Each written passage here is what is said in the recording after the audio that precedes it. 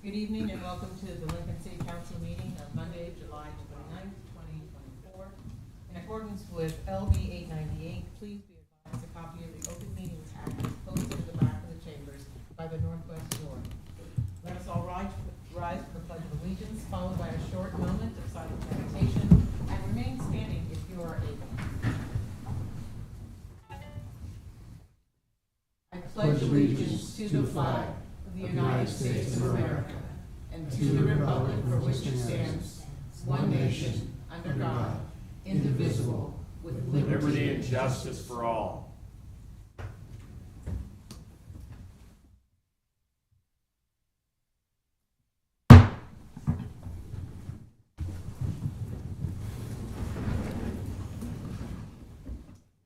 The order of business of the City Council is as follows.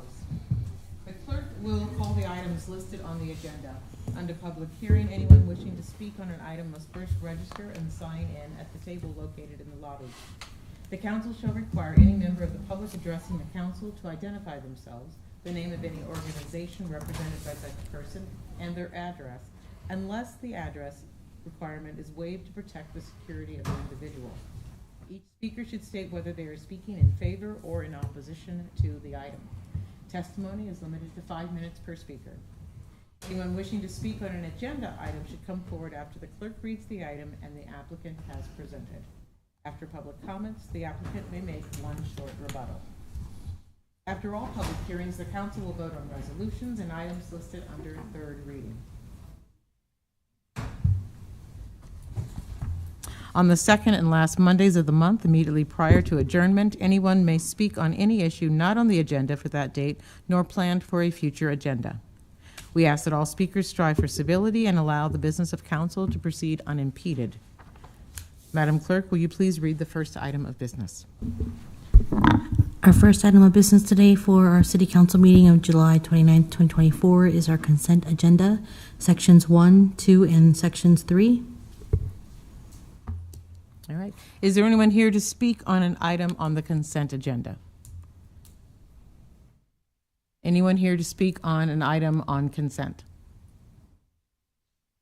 All right. Seeing none, Madam Clerk. We can now vote on these items. I'll call item 1A, reappointing Lachelle Bradley Williams and Jessica Gasicki to the Community Forestry Advisory Board for terms to expire August 14th of 2027, introduced by Weber. So moved. Second? Second, Carlson. Any discussion? Seeing none, please call the roll. Beckius, Yes. Bowers, Yes. Carlson, Yes. Duden, No. Schob, Yes. Washington. Yes. Motion carried 5-0. Sort of 5-1. I think it's 5-1. Excuse me, 5-1. Okay. That concludes our consent agenda. All right. Then let's move to liquor resolutions. I'll call items 4A and B together. Items 4A and B is application of MCO LLC doing business as Mercado for a Class C liquor license located at 5900 South 85th Street, Suite 101, and the related manager application of Krista L. Hopmeyer.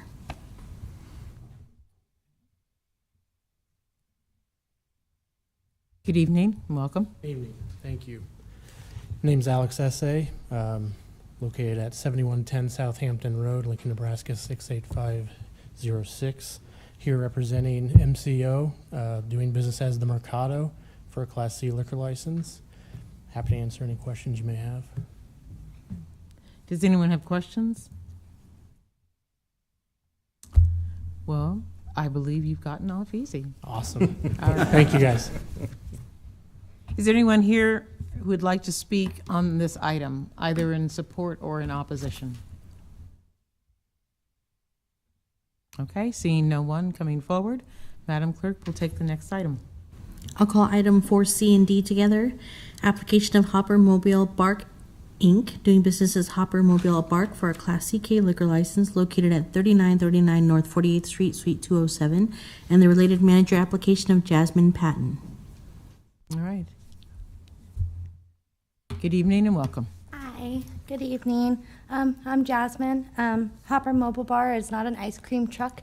I'm not just gonna park on the side of the road and serve alcohol. I wanna do it for catering events, so for like weddings, graduation parties, stuff like that.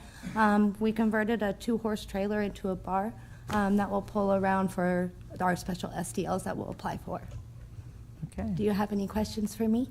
we may. Does anyone have any It's questions? a new idea. Does anyone have any questions? Councilman Shob. Thank you, Madam Chair. Thank you for coming forward. I think there's, Ms. Patton, there's some concerns about timing on your application. Yes. Have you been made aware of that? Yes, I have. And you're going to follow up with the Liquor Commission on Yes, those I issues? am. Okay, thank you very much. Thank you, Madam Chair. All right. Thank you. Councilman Shob, were you referring to the special permit for rezoning? Yes. Okay, great. Wonderful. All right. Any other questions or comments? Okay, then we can, is there anyone here who'd like to speak on this item? Anyone here like to speak in support or, I'd like to see Scott Parker talk about this, please. Application.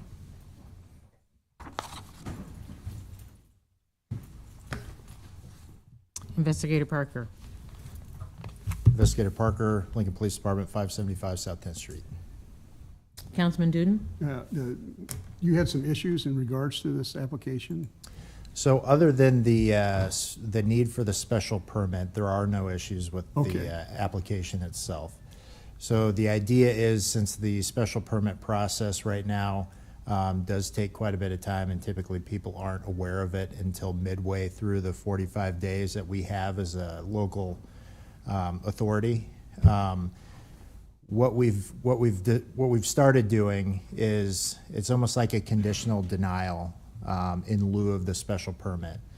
So if somebody does get denied at the local level, the Liquor Commission orders a show cause hearing as to why. That's heard before the Liquor Commissioners. And the idea would be is if the special permit is obtained or needed, if there's something that happens where they may not need it, then I would testify before the Liquor Commissioners, say that they have met all of the requirements of the City of Lincoln, and we no longer disapprove of this particular application. You're recommending that we deny it until they get the special permit? Yes, sir, correct. Very good. All right. Thank you for that clarification. You're welcome. Any other comments from council members?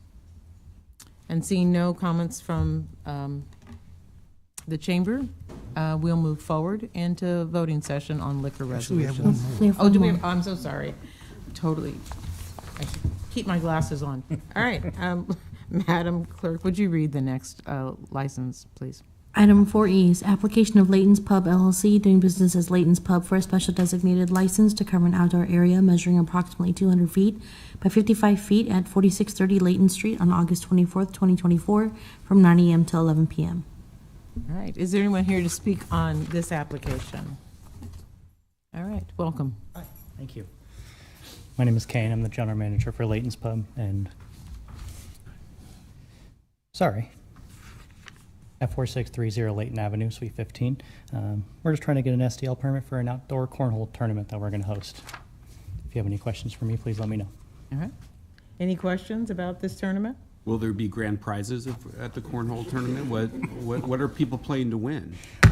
Plain one, just have a good time, just hang out, and I'm not exactly sure what the prizes are yet, but that'll be figured out probably the day before. All right. Well, Any other questions from council members? All right. Is there anyone here who'd like to testify either in support or in opposition to this application? My turn? It is now your turn, Councilman Shaw. Madam Chair, seeing no one else coming forward, I'd like to make two motions. My first motion will be a motion to deny the application and the items 4C and 4D. Second? Second, Beckius. Any discussion? Seeing none, Madam Clerk? Carlson, Yes. Schob, Yes. Duden, Yes. Beckius, Yes. Bowers, Yes. Washington. Yes. Motion carried 6-0. Madam Chair, I'd like to make my second motion a motion of approval for items 4A, 4B, and 4E. Second? Second, Beckius. Any discussion? Madam Clerk? Bowers? Yes. Carlson? Yes. Duden? Yes. Schob? Yes. Beckius? Yes. Washington? Yes. Motion carried 6-0. All right. Thank you very much. We'll move on to public hearing resolutions. Madam Clerk? I'll call item 5A, directing submittal to the qualified electors of the city of proposed general obligation bond issue for stormwater drainage and flood management system improvements not to exceed $13,900,000 on the November 5th, 2024 general election ballot. All right, Director Elliott.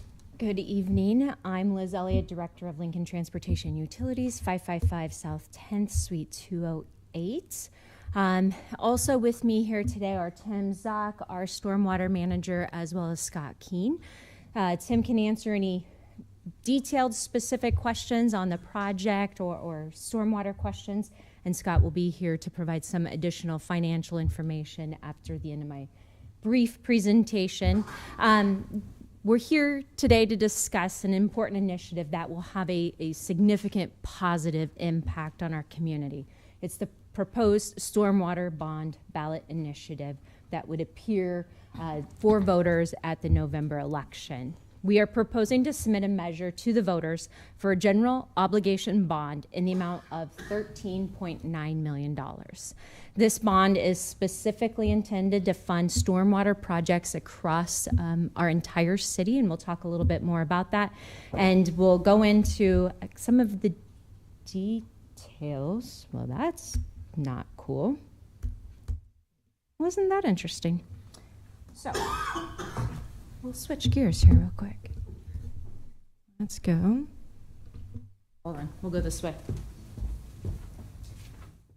I'm not sure what's giving me wingdings.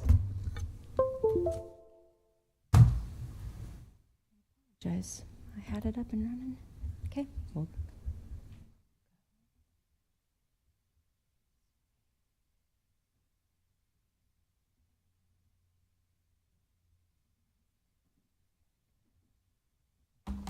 try this. A love-hate relationship with technology. Always. Think you're all prepared and ready, and that doesn't work either. Will this convert me over? Uh-oh. Hope I didn't just break things. I might have. You'll be billed if you break anything. I'm Which joking. one is the USB? Working. There you go. This one still has wingdings on it. So. Oh, here comes backup. Thank Yes. you. We have 3 different forms of backup here, but What we'll do is try to just hook up here. Back up to the backup Yeah, to we'll the just hook backup. up your laptop on here. Yep. And then we'll. That should work for you. thank you. Yay. Yay. Thank you for your patience. Sorry about that.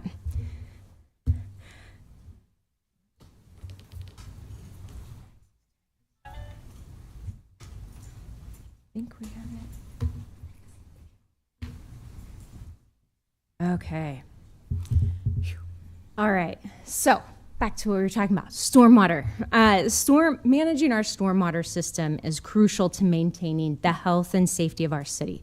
Effective stormwater management not only prevents flooding, but it also reduces pollution in our waterways and ensures that our infrastructure can handle heavy rains like we just experienced earlier this month, where we had 4 inches of rain in just a matter of a couple hours. And thanks to our watershed team's strategic planning and our community's investments over the last 40 years, we have largely been spared from these huge flooding events that other communities across our state have seen and the devastating floods. In fact, in May, we are celebrating not celebrating, we are commemorating the 10-year anniversary of the 2015 floods that devastated so many. Thankfully, that year, because of the watershed efforts and stormwater efforts that were in place, our Salt Creek levee held, and that protected millions of what could have been damages to our community and businesses and residential and public infrastructure. And as we saw earlier this month, we are having more frequent heavy rain spells. We're getting heavy amounts of rain in a short period of time. And so over the last few decades, because of the community's investment and because of our strategic planning, we have been able to protect our community from this. And our commitment is to continue that. And in order to be in the best position that we can be, it requires the steady, planned infrastructure and these bond initiatives that we rely on so heavily.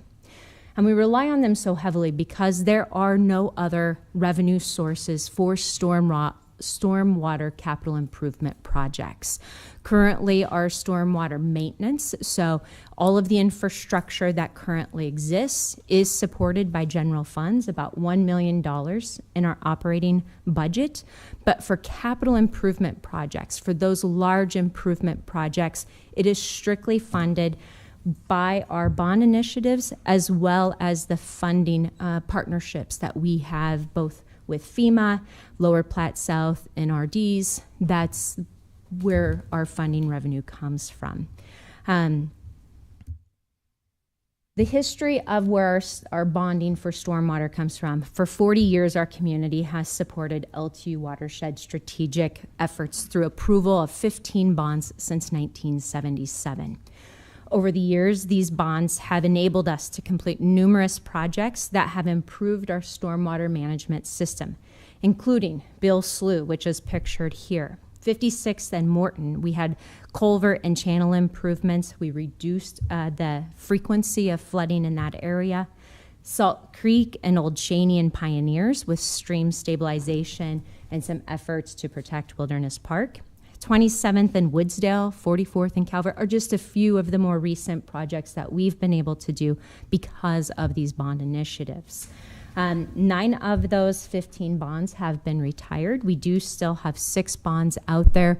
3 of them were refinanced into others for better financing terms over the last couple of years. The $13.9 million from this bond will be used to fund a range of stormwater management projects. These projects are designed to improve our infrastructure, reduce flooding, and protect our environment.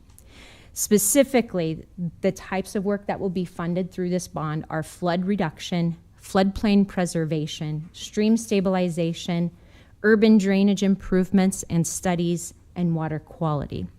All of these projects will happen across the community in all 4 quadrants of the community. As this map shows, these are the different projects that we would be able to implement with these bond proceeds. The urban drainage projects, these are the ones that we think of downtown. It's the pipes, it's the underground infrastructure. Some of the projects that would be covered by this bond are 48th Street at Cornhusker Highway. This is one that we recently saw at the beginning of the month, that railroad underpass. We had significant flood events there where cars unfortunately are unable to cross.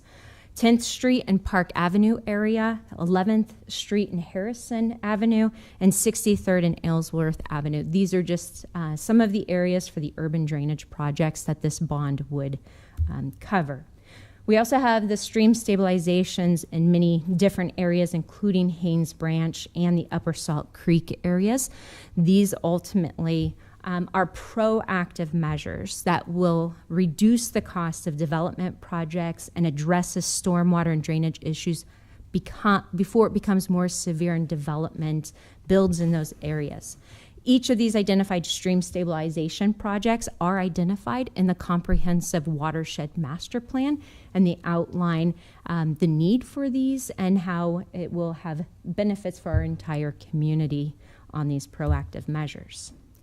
These bond funds would also support drainage projects within parks. And these are a few that we've been partnering with parks on. Typically, these projects are entirely funded by bond proceeds and work to preserve those areas within parks, so it's something that our entire community can enjoy, as well as providing the water quality and flood reduction benefits. And then finally, some of the additional projects that these bond proceeds would be able to fund would be urban drainage studies to evaluate areas where improvements are needed for deficient drainage, and those types of identifications of certain areas and solutions for those areas. Street drainage fund. This is very similar to the urban drainage, but these are more for those emergency one-offs that are identified by our street operations crew, our street sweeping crews, where it's an emergency, something unexpected to happen, those types of things. Continue with our Dead Man's Run project, as this one, we've seen some delays in due to the Army Corps of Engineers and some cost increases. So a little bit of this would allow us to complete that project and see the benefits that we've been waiting for in that area. This also would be citywide inlet top repairs. That not only protects vehicles who might be parallel parking next to it and hitting tires or rims, but it also ensures, again, that we're getting only what's appropriate down those stormwater drains. And then our street sweepers. This seems a little odd because at first you're like, street sweepers, aren't they to keep the streets clean? But that actually is to prevent unwanted materials, dirts, that type of thing from going down in our stormwater. And again, just the water quality aspects of those. So that would also benefit through this bond. So based on all of those, the majority of the bond funds would go to urban drainage improvements and studies to help the urbanized areas, with 41% of the bond proceeds going to that. The other two areas are stream stabilization and the flood reduction efforts that we would be seeing. The average cost per household for this $13.9 million is $9.65 per year for a household of about $281,000 under the assessor's site. Debt service will not start until the year 25-26 fiscal year, and that would be the first fiscal year that we would incorporate the bonds into the tax levy.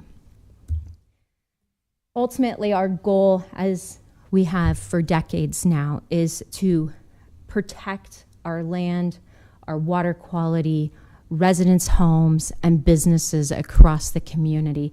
All of the projects within this proposal aim for that, to make sure that our community is safe, to make sure our residents are not having to worry about significant flood damage during these heavy rain events and are able to travel across the city as they wish and not get stuck in low-lying areas such as the 48th and Cornhusker area. So with that, happy to answer any questions, and then I'll ask Scott Keene to come up just on the financial side of it, but we can wait till he gets done, or I'm happy to answer any questions you may have.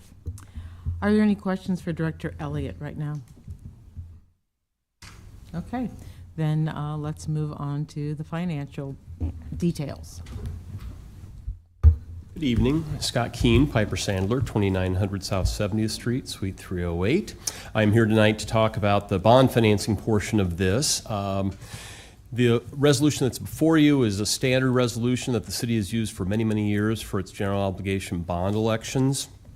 If the election is successful on November 5th, we would be working with the Utilities Department to determine the timing of the financing, but could likely be getting to market as early as the January of 2025, so 2 months after the sale or after the election, could actually be locking in the interest rates for the financing.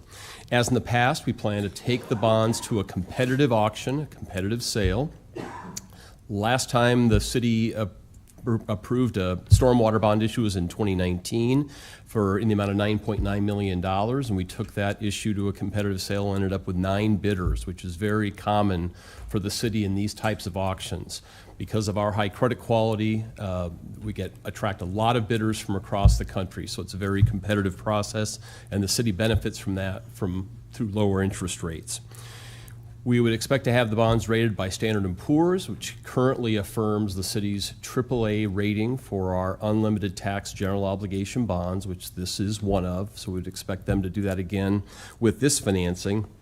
And the $9.65 tax impact that Liz mentioned is based on the assumption of a 20-year repayment period and a conservative estimate of today's interest rates a little below 4%. So rates could rise from where they are right now by the time we actually go to market, and we'd still be able to hit that conservative target. So with that, I'm happy to answer any questions you might have. All right. Are there questions? Councilman Beckius. Yes, Scott, thank you. Director Elliott had mentioned in her presentation that 3 out of the 6 existing stormwater bonds have been refinanced over the life of the term. I'm assuming these bonds would be no different, and should interest rates reduce, just so the public understands, the city could refinance those bonds at a lower interest rate should that occur at some point during the term of the life of the bond. Is that correct? Exactly right. The city's bonds typically become callable after 8 or 9 years, which means we have the ability to call them away from investors against their will. And we do that then when interest rates have fallen, as the councilman noted, and we have the opportunity to refinance those bonds at lower interest rates. These bonds will have that same provision, and we would expect that as interest rates fall, the city's outstanding stormwater bonds that have not yet been called will likely be called for redemption. Some of them are not yet callable. They haven't hit that 8 or 9 year date yet. But obviously, we're in a little higher interest rate environment right now than typical, and we fully expect that to be changing. Thank you very much. Thank you, Chair Washington. All right. Any other comments, questions? Thank you very much. Thank you. All right. Is there anyone here who would like to speak on this item, either in support or in opposition? Jane Kinsey with Watchdogs. How far do the interest rates have to fall before you refinance? Ms. Kinsey, if you would just give your comments and questions, and we'll take note and get you the answers in the rebuttal.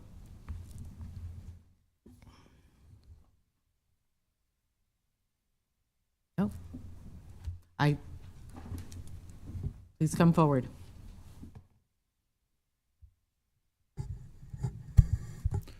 Roy Helm. I identify with the pronouns of he and him. I reside at 2750 South 13th Street in Lincoln, which is Oto, Missouri land, and also in the Irvingdale neighborhood. I think it's important for us to consider the infrastructure of the city and to keep making improvements. And I do hope that this body will find way to allow the qualified voters of this city to make this determination on November's election ballot. I think it's imperative that the public has a voice whenever we have an opportunity, especially with matters as large as this. So please offer your support, and I hope to look forward to this measure on the ballot this fall. Thank you. Thank you very much.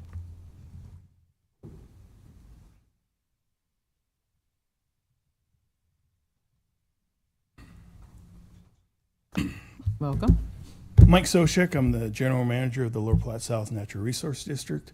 I'm here today to speak on behalf of the district and voice our support for this bond initiative.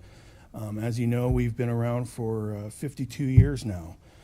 July 1st, 1972, we became in existence, and I believe on July 2nd, we started working on this partnership with the City of Lincoln.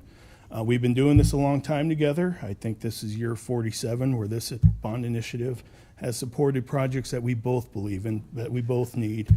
And we're here to say our budget, our fiscal year 25 budget, mirrors the initiatives that are in this bond. We're setting money aside to do these projects also, and I would just encourage you to support this effort. And if you have any questions for me, I'd be more than willing to answer them. Thank you, Director. Does anyone have questions for Director Soshek? Okay, thank you. Is there anyone else here who'd like to speak on this issue, either in favor or in opposition? Good afternoon, councilors. I'm Adam Hintz with Friends of Wilderness Park, 1919 Prospect Street. Just speaking in support of this bond. LTU and Watershed do an amazing job on their projects.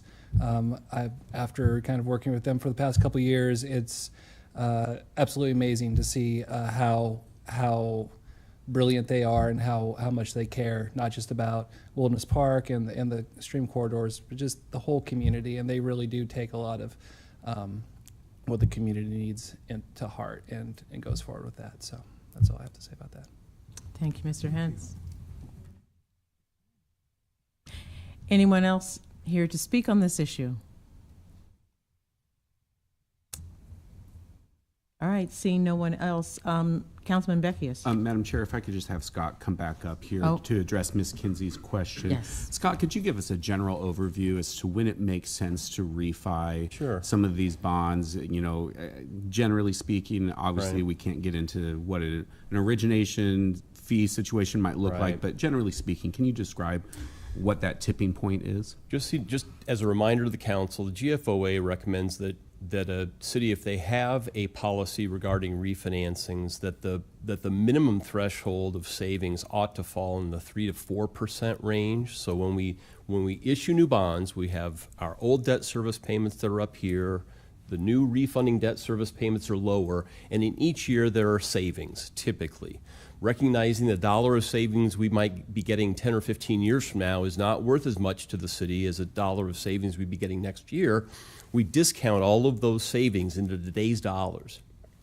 Then we divide that by the amount of the bonds that are still outstanding that would be refunded under this financing. And if that percentage is at least in the 3 to 4% range, and hopefully higher than that, then it's at least worth considering.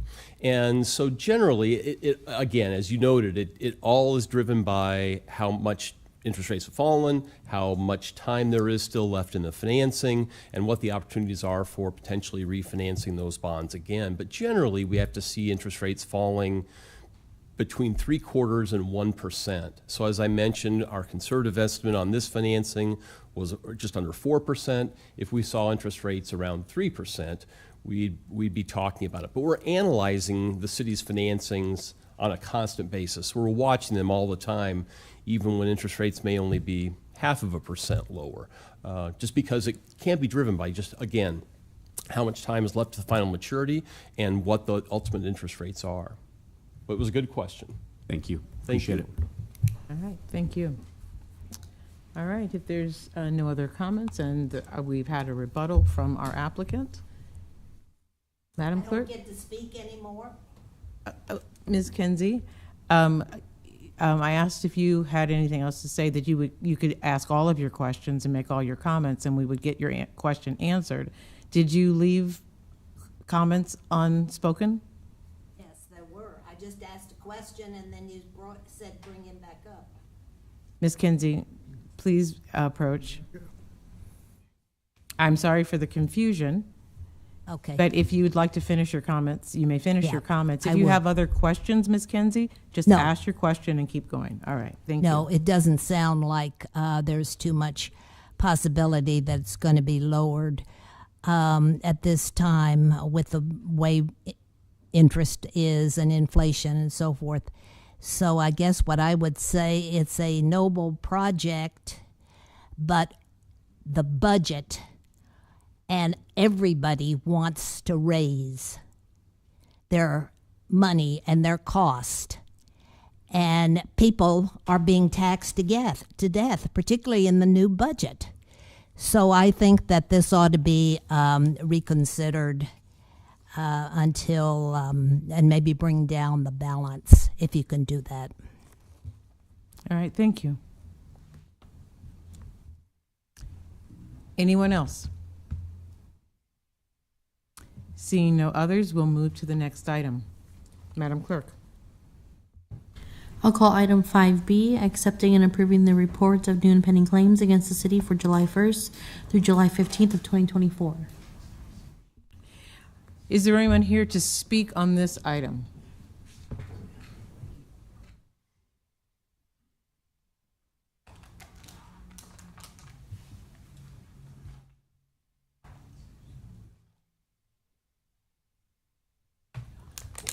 Aye.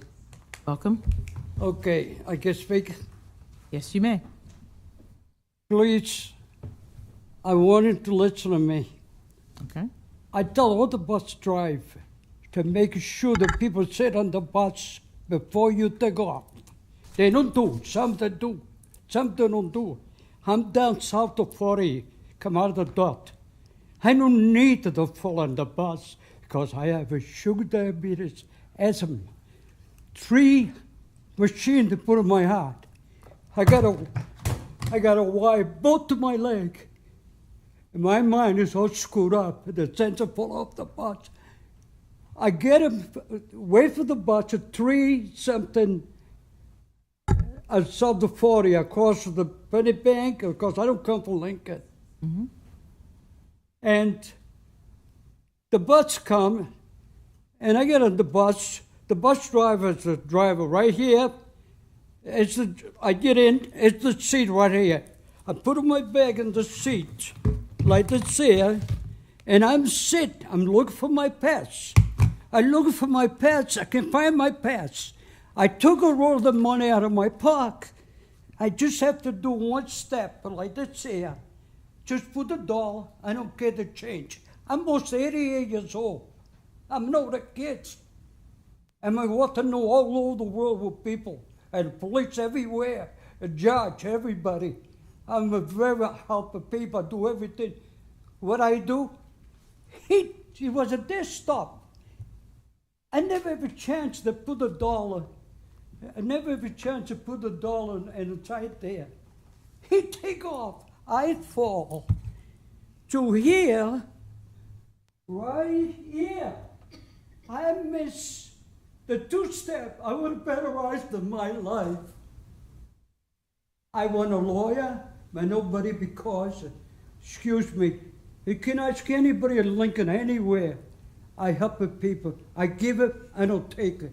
I do anything for people. Could you come back to the microphone so we can all I hear? do anything for people. I'm a very good person. Hal Curtis knows who I am. Tom Cassidy do anything for me. Jim, Chris the mayor, Henry Chimble. I don't give for him. Excuse me, he's a nice guy. He never changes clothes, my son said. I mean, I want a lawyer. And what I want, like I was in the hospital, the little scratch, they took me in the hospital, they put me back in a room with a young doctor come in, he gave me a shot and a pill. I fall all over the bus, the living room. Okay. They took me, this guy says, I know where you are, you're a boxer. I says, yeah, I used to be a professional boxer.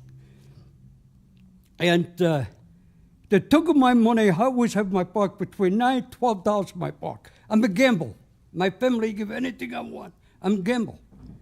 They took my money, they gave me a shot and the pills. I fall all over the lobby. They took me to the cashier, said, take everything where you go in your pocket. I took my money, it was between $9,000 and $12. What I do, they give me the uniform, put them in bed, they give me a shirt on, they give me that 12 days. After 12 days, they released me. I forgot about it. They never give me my clothes. They never give me my money. They send me my pajama. I spoke to the manager at the Bryan Hospital that says, oh, they give you money and give you clothes. And what I did, I left the July 20 here. I went to Florida because my son is a lawyer there. I want to go over there today because I got nobody here. I have a cousin, Vince Ferragamo. He retired because he got trouble like I have. And then I have a cousin, Rocky Castellano, law professor at Lincoln. He don't want to talk to me because I met somebody in New York. What I want, please, I want to cut the story short. Okay. I know you people busy. I want a lawyer. Please help me. And I want a private investigator to come with me. I pay for. They come with the watch at the bus stop at South 40, and I told them exactly, if I didn't understand what I say, I explained to them with my hands. This I did. I get in the 2 steps, I get in the left, I put my bag in the seat, and I'm sit. Then I look for the pets. I can find the pets. I took the money, all my money flight. Somebody tried to get $100. One guy said, I know who he is, don't touch his money. I got all my money back. What I want, I want to please help, do something for me, because there's a woman right here. She was left last time I was there when I would talk about the bus. Well, I pay for the privilege to get her. Come with me, tell exactly everything that we've done this week. They cut the Tory short. Never come back for a drag and court. The other people got other things to do. Please help me if you want to help me. If I don't, forget it. I'm 80 years old. I'm not a kid. Okay, sir, are you Mr.? I've been from September 2nd. Okay, just one moment, sir. I'm trying to identify. Please help me with this. I can't, because I got a headache. And If you put them on your. Okay. All right. Go ahead, sister. Are you Mr. Antonio Rocca? Yes. All right, thank you. I wanted to identify you so that we could answer some of your questions. Sir, it sounds like you have relayed to us 3 different incidents. What? You've given us 3 different things. You told us about a bus, I a want to talk hospital, about the and bus. a bus. The bus, that's all. Okay. I'm sorry, just to explain me what to do here. I don't think it's fair. All right. That's all. I'm trying to explain it. All right, thank you. Thank you. All right, does anyone here have any questions for Mr. Rocca? No. I do. Okay, Councilman Duden. Mr. Rocca, were you interviewed by anybody from the city? Okay. If you'd speak up. Were you interviewed by anybody from the city of Lincoln? In the city? Company? Ask you questions about the accident? I can't hear. Did anybody ask you any questions about the accident? No, the police made the report. The police made a report? Yeah. The police made the report. That's all. And I try to get a lawyer. They don't want to handle because they work with. They don't want to get involved. I have to go to Boston and talk to my uncle as a judge, or talk to my uncle as a lawyer. Okay. Do you have a copy of that report? Excuse me, I want to be honest with you. I left here July 20. I went to Florida, I want to buy another place. What happened, the place was bad. I lost plenty of money. I came back here, I have no place to live. I lost my apartment. I'm in a motel, I pay $350 a week, then I go out to eat. And I get sick every time I eat the food outside. I don't like what to cook here. I went with this tire guy. I done. Just talk about the accident, because that's what you're here for. I talked to one lawyer. He says we don't take that. That's all. Okay. I lost all the things that you're supposed to get. I got to have a tree operation because the fall I did, it broke the Y, my right leg, and my Y, my left leg. Then the machine. It's the Y, it give me pain. It's a little far away because I fall very bad. And I got like you make a chocolate, out of my left side here, hey, was it just like I get burned dead. That's all, no. I don't know, tell me what to do. I said, please help me. That's what I want and nothing else. Mr. Rocca, I believe that what we can do this evening is we can see if we can get your questions answered by our city council, because I think you have very specific questions, and I think that your case, we have a report here that which says that the city law department denied your claim. You're asking the city for us to not deny your claim. You're also asking the city to provide you an attorney. Is that correct? They can help me. Okay. That is not something that the city normally does. We do not provide attorneys, but I would like you to have that conversation with our city attorney, who has much more information and more expertise in this area than any of us. Do anything you could to help me, please. Just pay for my operation. I gotta have a tree. I don't care about the money. I care about, I suffer every night in my head when I go to sleep, and my ears ring all night, all day. I appreciate it. Help me out, that's all. I'm done. Yes, Thank you very much. What do I have to do now? If you would just sit still for Okay. just a moment, Thank and then I'll you. have someone from the All law right. department. Thank you. I'm sorry. Is there anyone else who would like to discuss a claim? Oh. Councilman Shob, yeah. Madam Chair, I was wondering if Ms. Elliott had anything to add to this that might help us understand better. Okay. Good point. Ms. Elliott, could you help me, please? Yes, thank you. So there was video of this incident. This is back in January of 2023. And Mr. Rocca does get on the bus. At the time, he has some trouble finding his fare, and the operator tells him twice to have a seat, but we'll worry about the money, the fare later. Mr. Rocca continues and remains standing even though the bus starts moving. The operator tells him again to take a seat, and he continues to stand. And at some point, that is when Mr. Rocca does fall over in the bus area. There was no sudden acceleration or stopping or anything, or negligence on the operator's part. It just, the bus was moving and the gentleman was standing up. And so, so that's basically what the video showed. At that point, then, I don't know if the medical was called. I believe it was, but I don't have that in my notes here, that it moved. Mr. Rocca did talk to LPD and, as well as Lynn Quinzer as well, to talk through this in addition to any contact he may have had with City Attorney's Office. Okay, that's Lynn Quinzer, the city ombudsman. Yes, Okay. yes. Is there other ways for a passenger to get the information to sit down? Are there signs? Are there any placards? On this particular bus, I'm not sure. Typically, we do have remain seated. There are also, if individuals are standing, there are different rails and stuff that they could hold on to if needed. At the time, this bus was not full, so it wasn't as if it was due to lack of room to sit down. It just was a choice. Okay.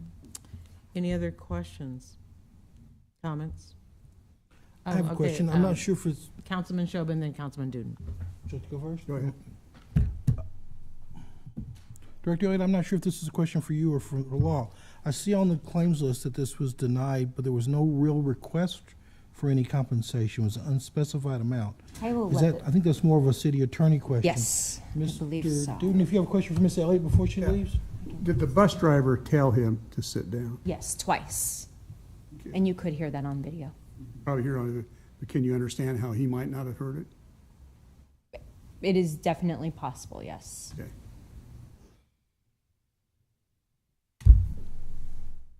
I think it's my turn Go again, ahead, isn't it? Johannes. I believe it's your turn. Mr. Christie, hi, thanks for coming forward. I have the same question, though. In the claims list, Mr. Rocca doesn't, the document we have in front of us says he doesn't have, he has an unspecified amount he requested. How do we come to a determination of denial if we don't know what he wants? Johannes Christie, City Attorney, 555 South 10th. It's actually not unusual that we will get a claim for an unspecified amount. Sometimes someone will submit a claim and they will describe the incident. However, they will not ask for a specific amount.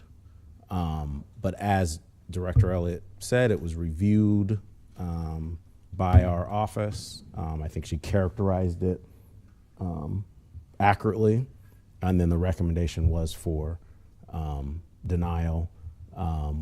The recommendation from our office was that we didn't see any negligence on the city's part. I would also, I think he mentioned a lawyer. If this was to be denied by the council, obviously the next step could be for him to retain a lawyer or find a lawyer that could bring a lawsuit in district court if they choose to do that, to go that route. So it's not as if this first step is the last step, so to speak. I would also just, indicate on the video, there was the bus driver would have no way of knowing if someone gets on the bus, whether they can hear, if that's not communicated to them. Again, the bus was not full, so there were seats to sit down. It's not as if the bus driver was advised on the video that the words he was speaking were not being heard or understood or anything like that. So I would just add that as well for your consideration. Thank you, Mr. Christie. Thank you, Madam Chair. Any other questions for Mr. Christie? All right. Thank you. All right. I don't think we have any further questions for you or for Director Elliott. All right. Is there anyone else here in chambers who would like to speak on this item? Is this public comment? What item is it? This is an open public comment. This is claims against the city. This is the item on the agenda right now. If anyone would like to speak on this item, claims against the city, please come forward. All right. Seeing no other folks interested in speaking on this item, we'll move ahead. Wait. It's 5B.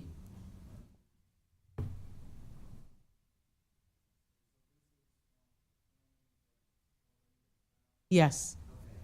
They've already been filed. All right. Thank you. All right. Seeing no one else, let's move forward. Madam Clerk. I'll call item 5C.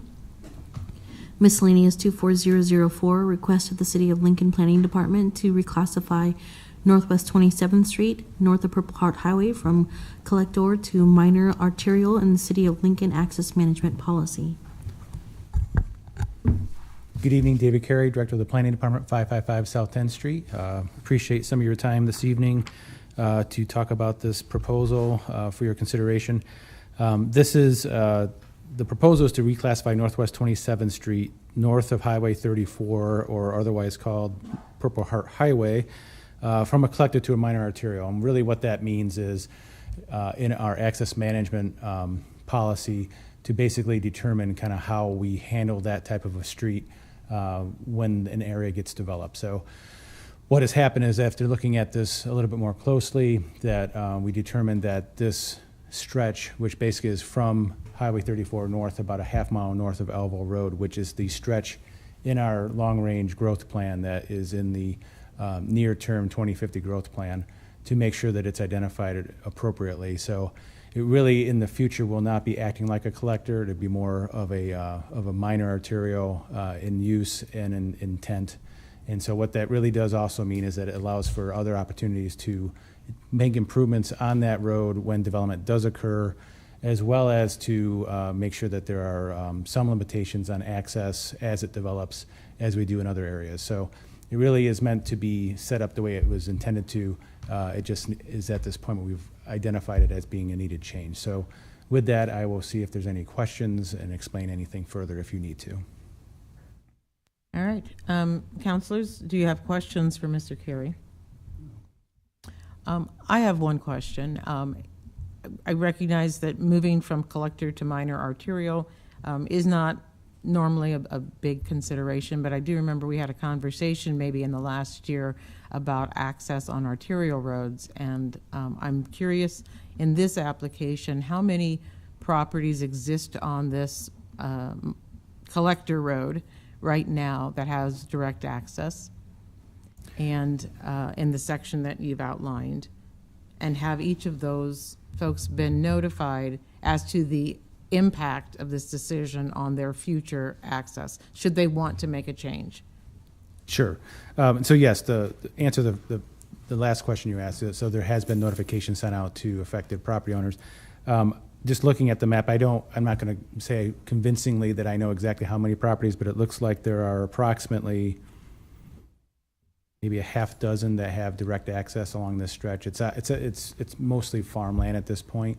And so I'm sure there are quite a few agricultural driveways and access points, which is typical of undeveloped land.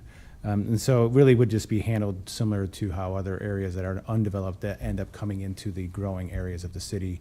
And we go into a discussion with a property owner or developer that wants to develop land and make sure that the most appropriate access points for new growth are identified as through that process. Okay. I really was just mostly interested that everyone understands that this is a decision that impacts their future development, okay? If there are no other questions, then thank you, Mr. Carey, and we'll see if there are any comments from the chamber. Thank you. Is there anyone here who'd like to speak on this item, either in support or in opposition? Anyone here who'd like to speak on this item, either in support or in opposition? Seeing none, we'll move into the voting section on resolutions. And Mr. Rocca, now that we're moving into the voting section, if there is a counselor who would like to remove your item from the claims report. I don't think he's going to hear that song. No. Would an attorney please explain to Mr. Rocca what's happening right now? Maybe someone who could sit closer to him and explain.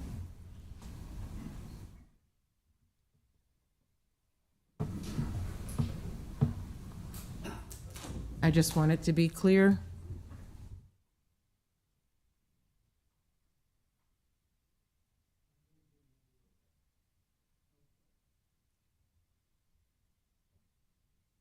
I'll give you just a moment.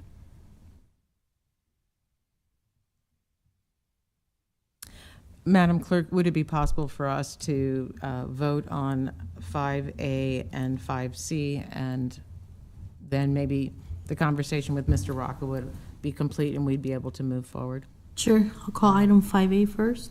Thank you. Item 5A is directing submittal to the qualified electors of the city of a proposed general obligation bond issue for stormwater drainage and flood management system improvements not to exceed $13,900,000 on the November 5th, 2024 general election ballot, introduced by Weber. So moved. Second. Second, Carlson. Any discussion? Seeing none. Chair Washington. Oh, Councilman Beckius. Thank you, Chair Washington. I appreciate it. The projects identified in the proposed stormwater bond are fiscally sound investments to our floodplain management system. I'd like to just take a moment to thank Liz and Tim, Mike, and Scott for coming down today.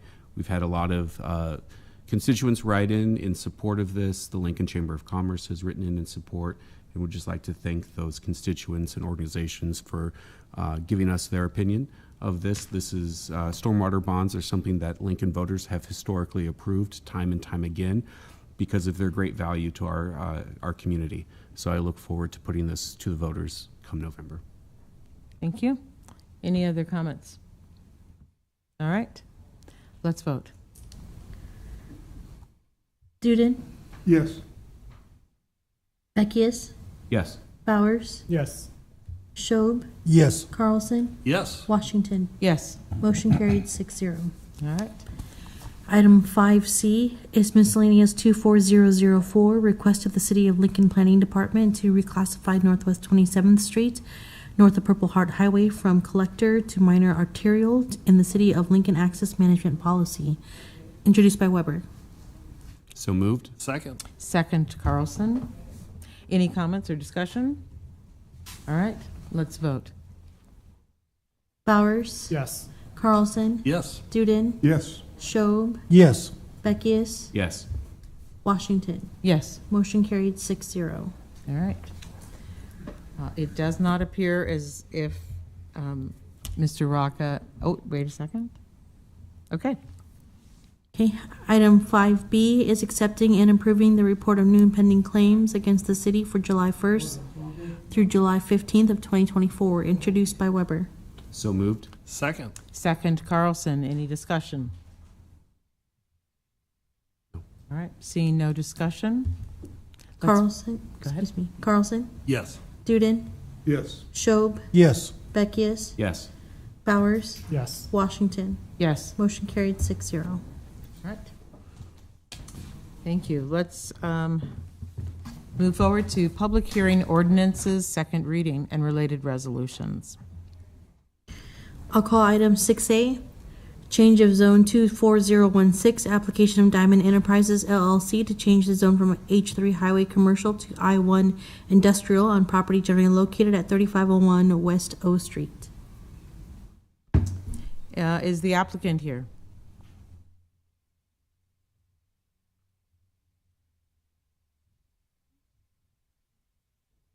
Welcome back, Director Carey. Good evening, David Carey, Director of the Planning Department, 555 South 10th Street. On behalf of the applicant, I'll go ahead and represent this information. What we have is a change of zone from H3 Highway Commercial to I1 Industrial. This property is located at 3501 West O Street. So the property, I'm going to put the map down just because it's going to make a lot more sense just to point this out. Okay. What we have here, just to give some orientation, this is West O Street to the top here. So what we have is we have the County Correctionals Facility to the west, and we on the south side of West O Street. This is the property under consideration for a change of zone that's before you today to go to I-1.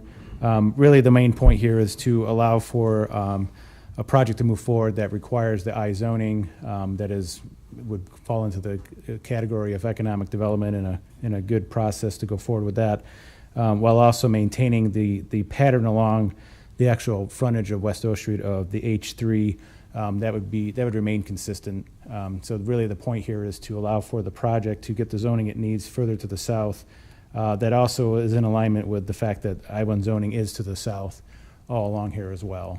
So it really is just kind of a change to allow for a particular project to go forward that needs the I zoning. So with that, I can try to answer any questions that you may have. This was, by the way, on the consent agenda and stayed on the consent agenda, was approved by the Planning Commission.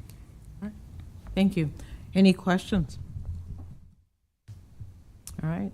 Seeing no questions, you can stand by and see if we Thank you. give need for rebuttal.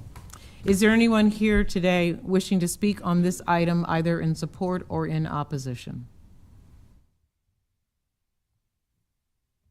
Please come forward. Hi, I'm Ajee Miller-Jenkins. It's not really in support or opposition, but I would just like people, I've noticed a couple of things today that are for increasing people's property sizes or changing the zoning so that they can do different things. I'd really like for people to be asking more questions about how that environmentally impacts the people of Lincoln, especially this one that's on West O. I know that we have a really high unhoused population that calls that area their home. So I'd really like to have some kind of understanding with the people that live over there about how that would impact them and also what it's going to do to the environment in that area, since you guys have said that green spaces are a #1 priority for you.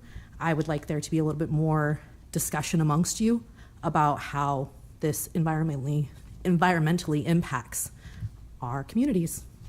So not really for or against, but I would love to hear more questions from you guys about how this is going to affect the watershed area, what plans they're going to be doing with that. I'd like to hear you guys more engaged in the trickle-down effect on what it'll do to community members that will be affected by things like this. Okay, thank you. And noted.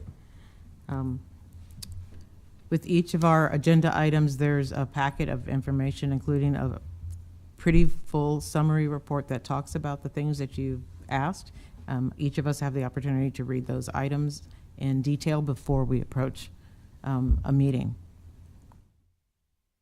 Anyone else would like to speak on this item, either in support or in opposition? All right, seeing none, we'll move forward. I'll call item 6B, text amendment 24008, application of Youth Actors Academy of Lincoln to amend Lincoln Municipal Code Section 27.02.020 definitions to modify the definition of academies by adding additional clarification for different types of academies within the definition and additional language related to events and performances associated with academies. Is the applicant here? Welcome. Good evening, council members. Andrew Willis, 233 South 13th Street. On behalf of Youth Actors Academy of Lincoln, nonprofit was the applicant for this proposed text amendment. The way this came about, and essentially what we're doing here is this will change the definition of academies to, it gives a few more examples, but primarily to clarify that a performance or an event that is associated with that academy is part of being an academy. So here's the proposed language change. Is that the best way to do it? Zoom in if that helps. But essentially, how this came about, so you can, obviously it's a text amendment, so it's going to apply to all academies, but from the Youth Actors Academy of Lincoln, they're operating in an I-1 zoning district. Academy is a permitted use by right in an I-1 zoning district. A theater is not. So the question came up, well, is this a theater? Well, it's not a theater. It's a camp for youth to learn the craft and the skill of acting, to learn the staging, the lighting, all the skills involved in the theater. Obviously, as part of those camps, you go to a workshop, you go to a week-long camp as a youth, you have your performance at the end. Mm-hmm. There's a stage, which is important in learning how to block and how to do all the parts of a performance, and people come and watch. Now, is it public? I mean, it's definitely different than a public theater. Your people who are coming are your parents, your grandparents, maybe a sibling is dragged there, but that's it. That's who's coming to these performances. But again, that's an important part for the participants to have to do that performance in front of an audience. And so really that was how the question came up. Is a theater performance permitted here? And well, I think while the definition specifically did not allow or did not specifically allow it, I think it should, or maybe was implied that it should have been. And that's what this clarifies. So this has been through, planning staff has vetted this. They've created the better language that's in front of you now. It was on consent agenda, so approved with no opposition at Planning Commission. And again, really the key here is that it will include associated public performances, events, and competitions related to the academy and held in connection with those academy uses. So using Youth Actors Academy of Lincoln, they can't rent out their theater for somebody else to do a performance. It can't be used for any event other than that performance at the end of the camp, or to use those skills in the workshop. Again, just as a, kind of put the face behind this, the applicant in 2023 did about 798 hours of instruction, workshops, camps, about 62 hours of performance. So you break that down, it's about 66 hours of instruction in camps per month, 5 hours of performance. It really is ancillary, but it's a very crucial part to that performance, to that nonprofit and to that experience. This obviously would also apply to sports academies. Right now, can your tennis camp actually have a tournament or a event at the end? Well, probably not until we make this adjustment of the language. And so that's really the key here. I'm happy to answer any questions. I think this really does clarify what we think was probably the intent all along, just never came up until this. And I guess the other thing I would mention is, as far as using the theater example, it still has to go through building and safety, building codes, fire codes. So if there's any concern about the health and safety, that will still be all regulated as part of the overall permitting process. So we think that it will still be a safe and it should be fine from that perspective. But this really does allow that academy to fully, to get the full, meet the expectations of an academy. Okay, thank you. Mm-hmm. Are there any questions? Thank you. All right, thank you. Is there anyone here who'd like to speak on this item, either in support or in opposition?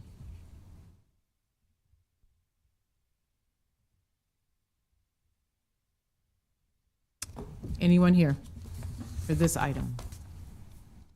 Seeing none, we'll move forward. Okay. Next is a budget notice for fiscal year 24-26. Items 7A through 7S is in items 8A through 8D in the following sections relate to the fiscal year 24-26 budget and will be called as a package for the purposes of presentation and testimony. The public hearing for items 7A through 7S and items 8A through 8D will be held on Monday, August 5th, 2024.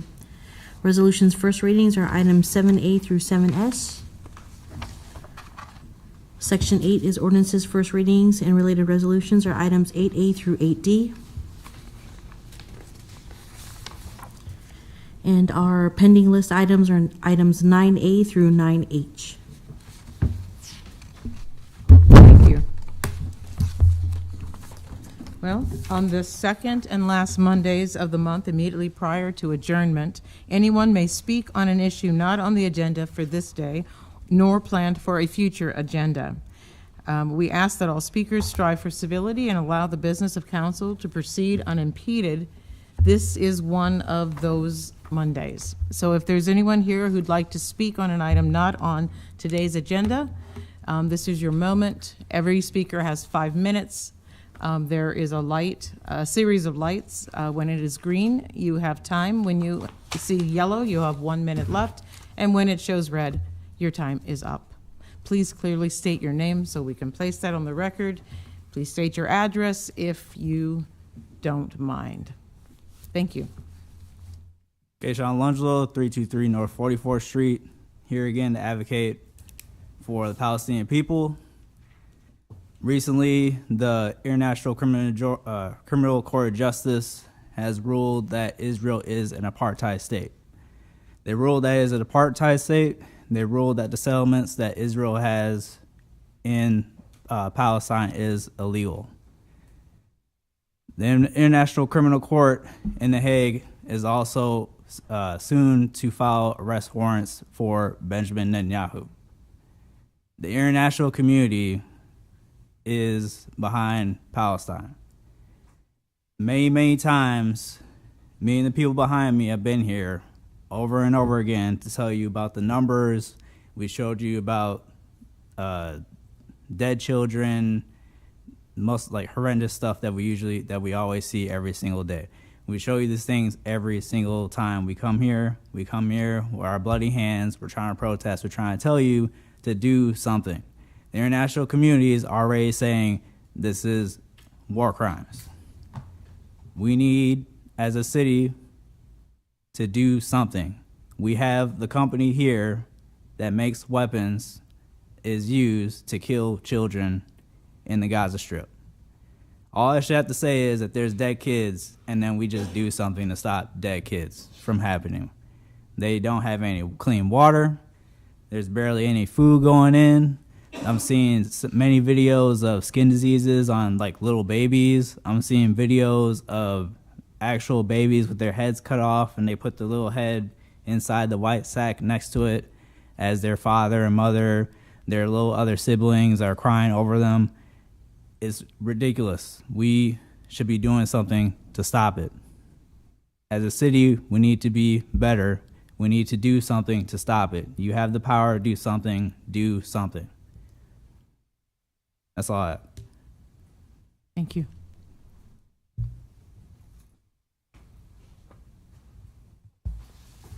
Hello. I'm Tracy Axsmith. I'm at 7201 Willow. I research and write about the local impact of global agendas. Currently, I'm focused on propaganda and false flag attacks. I'm here tonight to report some good news that came about in part by the city's COVID response, resulting in an investigation I began early last year into one of the most touted public health achievements of the 20th century, fluoride. Evidence in the federal case against the EPA currently ongoing shows not only that the public health claim that fluoride prevents cavities is false, but that many harms come from ingesting very small amounts. Last August, I reported to this council on these negative effects and that Lincoln is over-fluoridating the water supply.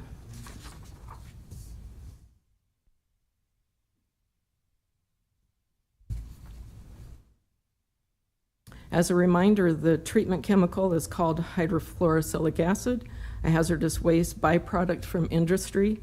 Once added, this chemical is not easily or inexpensively removed. Last spring, I sent a report with a similar version, whoops, there we go, to this, this graph to the city with a request to reduce fluoride treatment levels. The city again denied my request, citing a 40-year-old Nebraska regulation setting the treatment level well above the 2015 CDC recommended 0.7 parts per million. City treatment levels are consistently near 0.9 parts per million, with sample test results ranging from 7 to over 9, this range right here.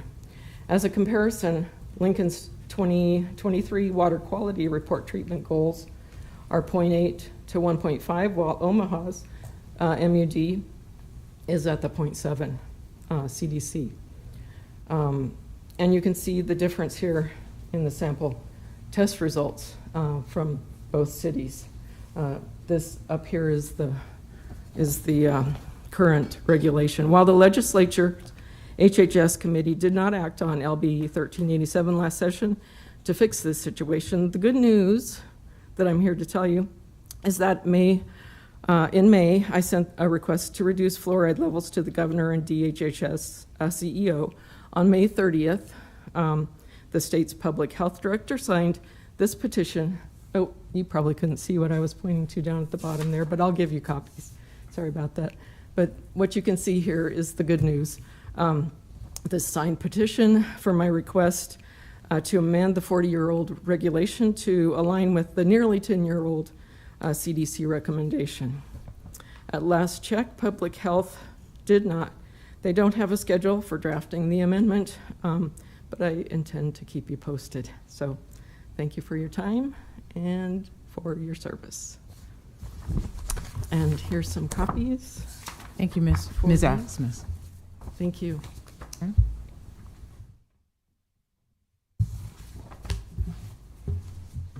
Hey, Tracy. Oh, Sorry. why don't we can ask the question from. Oh, it's not, I just needed to give her a piece of information that I've been meaning to give her. Oh, I'm passing it down. I was watching the show. Sorry about that. That's right. All right. Ms. Ready to Kinsey. go ahead? Please. Okay. Jane Kinsey with Watchdogs. In light of the fact that we may or may not have a ballot issue about marijuana, I would like to present the synopsis of an article that was in the Wall Street Journal of an interview with Bertha Madras, a psychobiologist at the Harvard Medical School, who has studied for 60 years the scientific literature about marijuana. Recently, in the Lincoln Journal Star, it said that 17.7 million Americans are smoking marijuana daily, and that it is easier on the body than alcohol. But she has information that is different.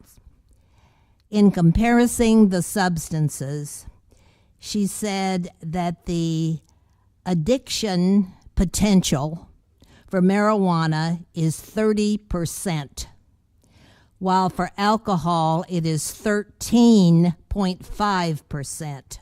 This is among people who smoke marijuana or drink alcohol. The recovery from the human system in 30 days from marijuana is 30 days or longer, while the recovery from alcohol is a few hours. The resulting psychosis that can occur from using marijuana is within 1 to 2 years of use, while it takes many years of usage for alcohol to occur in a psychosis. The violent behavior from marijuana is longer term due to its 30-year or 30-day remaining in the system, while it is shorter several hours of recovery from violence, from alcohol. The harm, especially to teens, and pregnant women, is great. To teens, it's ADHD, OCD, cognitive issues, and aggression. And to pregnant women, short-term births occur. Any drug with this side effect would be labeled black box by the FDA, which means it is seriously considered to not be used or to use with caution. Many more effective drugs can be used for seizures and pain relief. The FDA has approved for only a certain type of seizure that it can be used, or for chemonausea, or for anorexia resulting from the weight loss of AIDS patients. It is only proven to relieve specific types of pain due to the damage of nerve endings. All testimony that comes before a legislature, or I should say most, focuses on the emotionalism of use and fails to legitimize the damages that it can do to the human system. The playbook generally is that it is safe and non-addictive.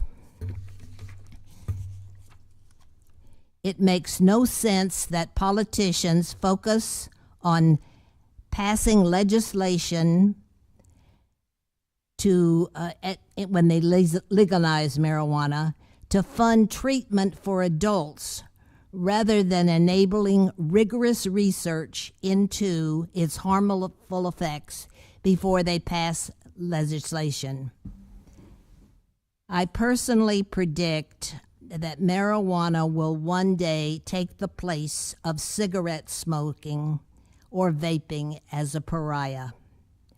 Once it was thought to be glamorous and harmless, but now it is found and believed to be responsible for many diseases and disabilities. Time. Therefore, I ask that those who listen to this consider voting against any legislation for marijuana. Thank you. Hello. Welcome. Hope you all are doing well. My name is Carlin, spelled C-A-R-L-I-N-B-A-K-E-R. I apologize for my attire. I work a lot, but I really wanted to make this meeting. I come to you today as a citizen to express my feelings about a situation that happened in this town. First, I'd like to say this is told to the best of my ability. I may not have all the info correct, every minor detail correct, but my main objective is to show support and raise awareness. My sources are one of the victims and 1011 News. On July 4th of this year, a 12-year-old child and his buddies, aged 10 and 17, were walking around the Highlands neighborhood enjoying the fireworks. One of the neighbors of the house these kids were staying at was throwing a 4th of July party. The kids kept walking around throughout the night. Randomly, a group of people hopped in a truck, started throwing lit fireworks out of the vehicle at these kids or at the driveway that the party was at. The moment the firework was thrown out of the truck was the same moment these kids were passing by the neighbor's party. The adults at the party see the firework go off in their driveway, see the kids, and immediately charge at them, thinking they threw the firework.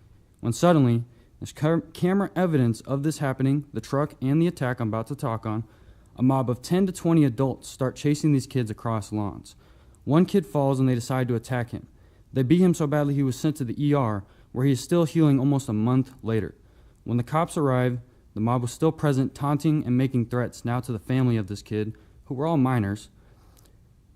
All adults at the party, all minors getting yelled at. Let me say that again. The mob was making threats and taunting the children while the cops were present. The friend of the 12-year-old child picked up a rock to defend herself because she felt unsafe. No arrests were made that night or following nights in relation to the incident. These kids were at the wrong place at the wrong time. Never is it acceptable for adults, plural, to beat up a 12-year-old child, a boy. The adults took advantage of the situation for their own personal reasons. These people chased a 12-year-old child across lawns on Independence Day before sending him to the ER. The reason I come to you and speak on it is as a Highlands neighbor, as a man, and as a citizen of Lincoln, this infuriates me. This also makes me really sad. I don't even personally know the family this happened to, and I'm lucky I heard about this considering how many still haven't heard anything about this. What I did not mention is that the boy who was beat up, 2-week-long immigrant, and is also black. Is that really the impact we want this kid to have in his first 2 weeks of living in America and in Lincoln? Now that all in itself should upset every single citizen in this town, no matter where you came from, what political party you vote for, no matter your sports team. It's happened to someone in your town, and they need to know you have their backs. Citizens as well as lawmakers and city officials, it's time to show support. To my knowledge, the police chief, city mayor, as well as city council members have not made a public statement about this horrific event. Another thing I'd like to state that really upsets me is while this kid and his family have to figure out how to deal with all this, not just coming to America, but having a horrific event happen in your first 2 weeks, they have to figure out all of this. The family responsible continues to work like it's a regular day. They have companies in town running and building wealth. These people still get to live their everyday American dream lives. The victim and his family now have to worry about the most basic of rights, like walking to school in a couple weeks, walking to his friend's house after school to play some catch, walking to the pool during summer, walking to the park to play basketball. What if he's just caught in another wrong place, wrong time? This is why as citizens, we need to come together to show support to this kid and give him the confidence he needs, so this kid doesn't feel like he's walking to school alone or unsafe when he goes to the park by himself. And so his mother can sleep soundly at night like my mom did when I lived in the Highlands as a 12-year-old boy.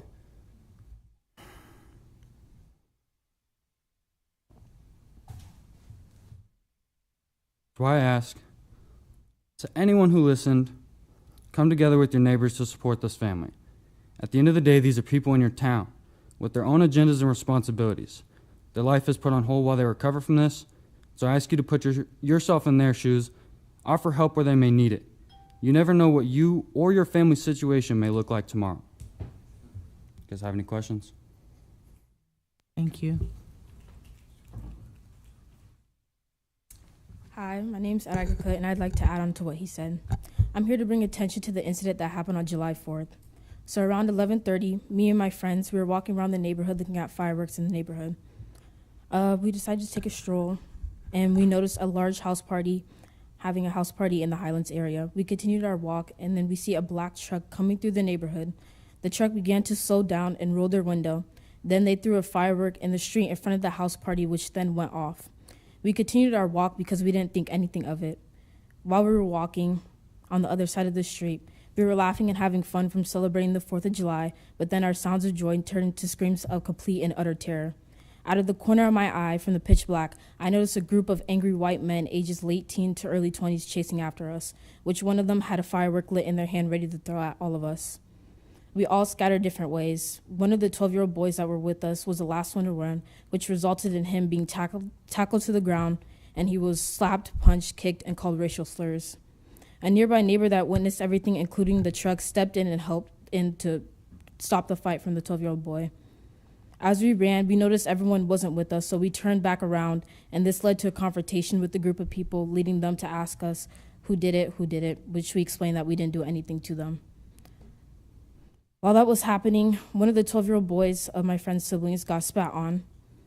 A 12-year-old girl was called racial slurs, and they got into her face trying to intimidate her. And there was also people from the sidelines calling them racial slurs. A cousin of the 12-year-old boy called the police. They were quick to respond, for which we were grateful of, and arrived to the scene in no matter of a time. They took our statements, and the police seemed to be very nonchalant about this whole situation, making us grow very angry.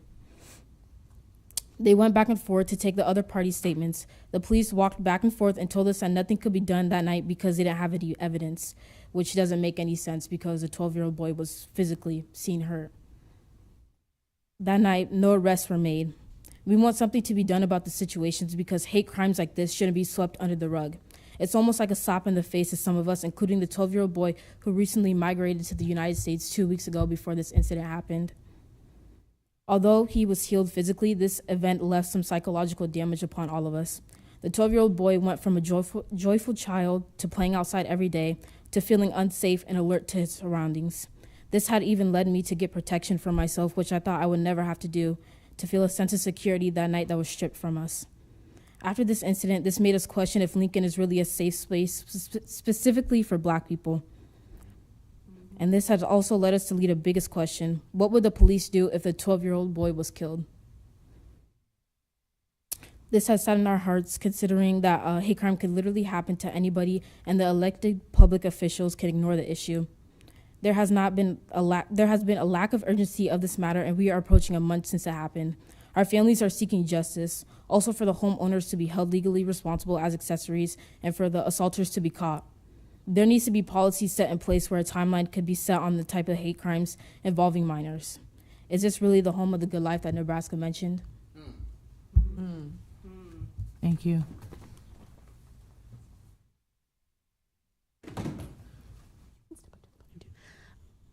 Hi, I'm Najee Miller-Jenkins. All of you should know me. I come here often. I'm coming to talk about a couple of things. One of the things that I would like to bring up is the incident that this lovely young woman just came up and spoke to you guys about. But I want to bring a couple of key points to light. This is not the first, and this is not the only racially motivated violent incident that has happened inside of Nebraska in the last 6 weeks. We have had a family of Hispanic people in Crete, Nebraska that were shot by their racist neighbor.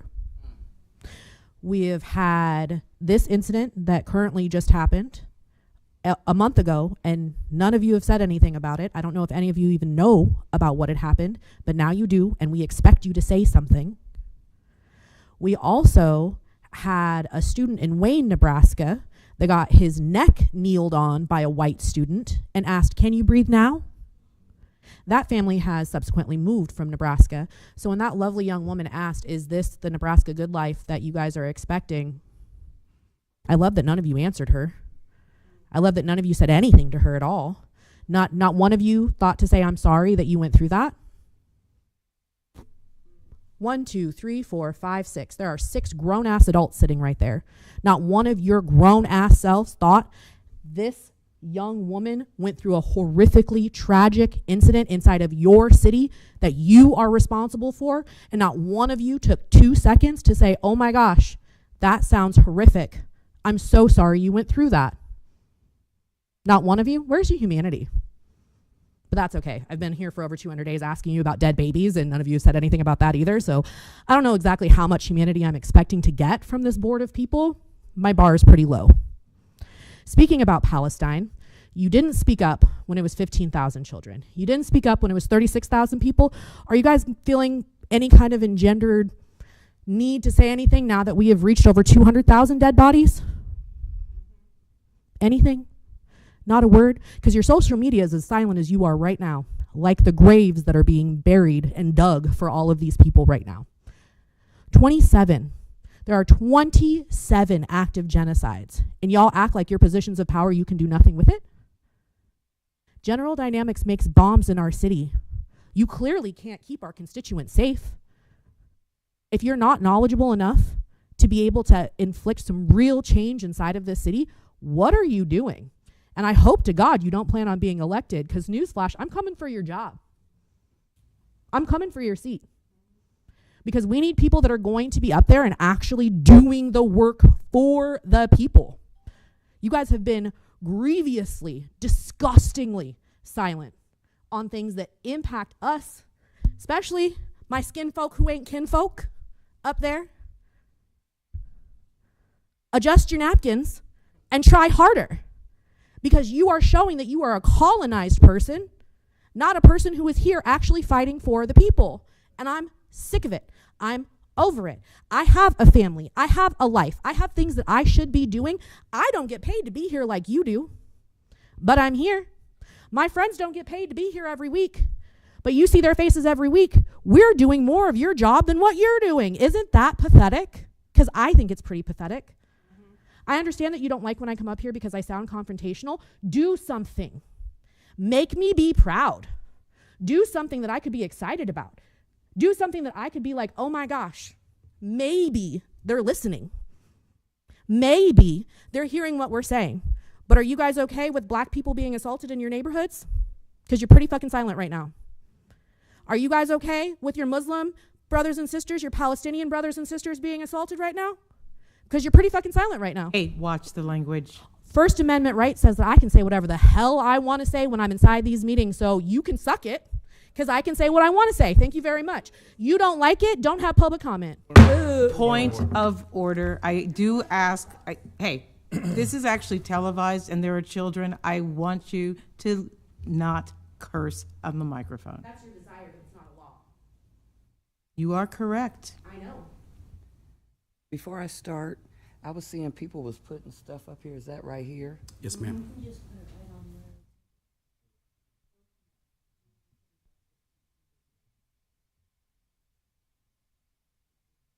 I wish I could make this bigger, but that's the 12-year-old child that they've been talking about. Would you introduce yourself? Sorry. My name is Andrea Evans, and I thank you all for your precious gift of time. That's a picture with a child who's 12 years old who was spat on, called racial slurs, and beaten into a neck brace. And let's also speak about the 10-year-old who was also beat and spat on and called racial slurs. Now I'm looking, you know, at the black people at the table, and I do have an expectation that, or would hope that this would spark something in you to want to ensure that our black children are safe in Lincoln, Nebraska. I know that I've witnessed a couple of times where maybe the mayor or city council will do a statement, what they won't, you know, tolerate, standing up for others. But what about these children? Do they matter? What if it was your children, if you have any of you? What if this happened to your children? The other thing I want to show you, because it was mentioned, so that's just my cue. This here, our seal, you know, Nebraska, equality before the law. Really? Where's the equality for these babies? Why have there not been any arrests made? Why has this been swept under the rug? Why doesn't it spark anything in you, especially my black people who are holding positions in our fair city? And we do have an expectation that you will protect us and our children, or make sure that this happens. Again, you do get paid for your positions, and there's an expectation that you will do your jobs. When it comes to black people in Lincoln, I've lived here my whole life. I was living next door when Sherdell Lewis was murdered by our sheriff because he was dating the sheriff's daughter. And I was a child when that happened, and I lived right next door to him. No justice then, no justice now. Oh, but when Ahmaud Arbery, everybody want to blow up the whole world with that. But I want you to understand, it took about 3 months or more before it became national and blew up. And this is what we're planning to do. If y'all won't do anything, we'll go as high and as far as we can go. We know it's a good old boy city here. The attorneys aren't going to do anything for us. They're just not. And I know that. I've been here 60 years. I have children, 7 of them.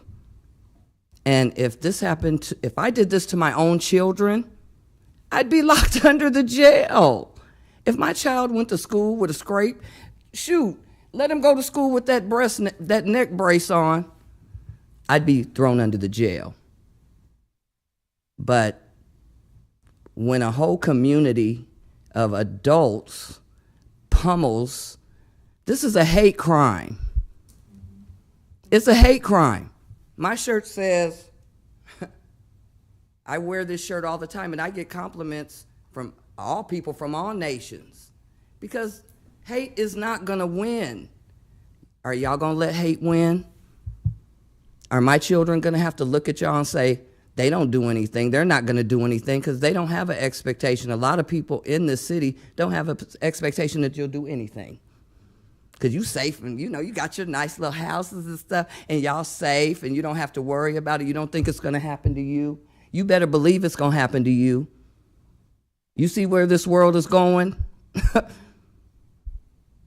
I ask that you have some empathy and some compassion and stand up with these babies and let them know they're safe. It's sad when a baby has to tell someone, I don't want to go outside no more. Thank you for your gracious gift of time. I'm Andrea Evans. Thank you. My name is Sean Miller, spelled SeanMiller. A lot of people said a lot of things. I don't want to really reiterate some of these things, so I'm gonna let this song speak for me.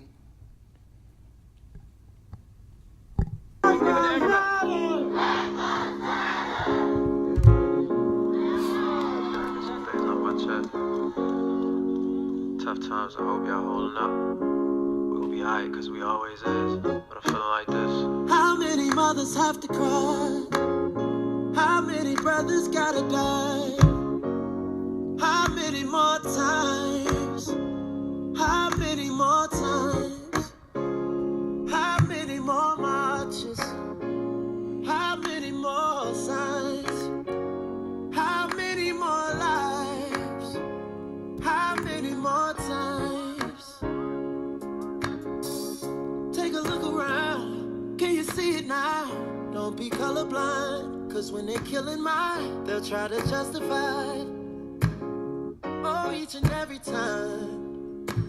Playing in the park, taking you a jog, sitting on the couch, in your own house. Never seem to matter what we do. You think we don't matter, but we do. You got a problem cause the city on fire, but you quiet when niggas die. Let the soul about that body that we buried. You were God, now you no longer have to worry. Song and Massey. It's so hard to sing these words out loud. All these beautiful, precious black lives lost in the name of senseless white pride. Tears falling from our eyes. How many mothers have to cry? How many brothers gotta die? How many more times? How many more times? How many more marches? How many more signs? How many more lives? How many more times?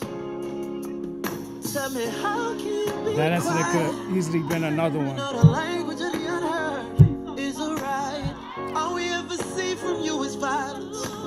You know you ain't no better if you're silent. You talking about the city on fire, where your rage when my people die.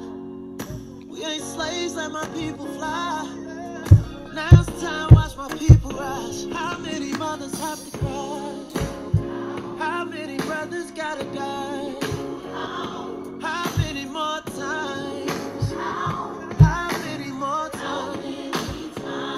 How many more marches? How many more signs?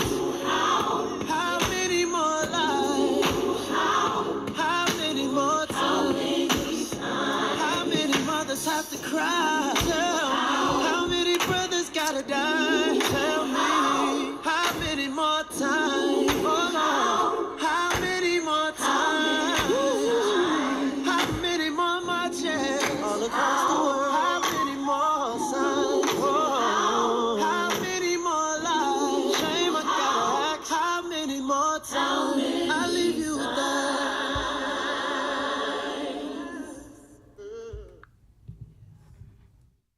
many more times before this is getting to a point where like they's talking about Israel, this gonna turn like that.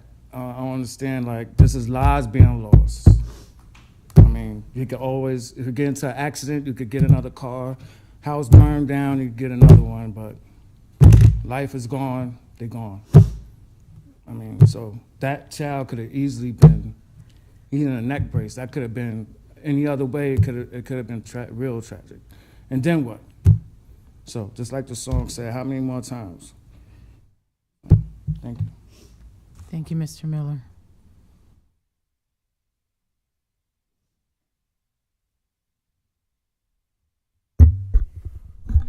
My name is Molly Mayhew, MOLLYMAYHEW, and I'm here this evening to bring up a safety concern regarding large flags on road vehicles.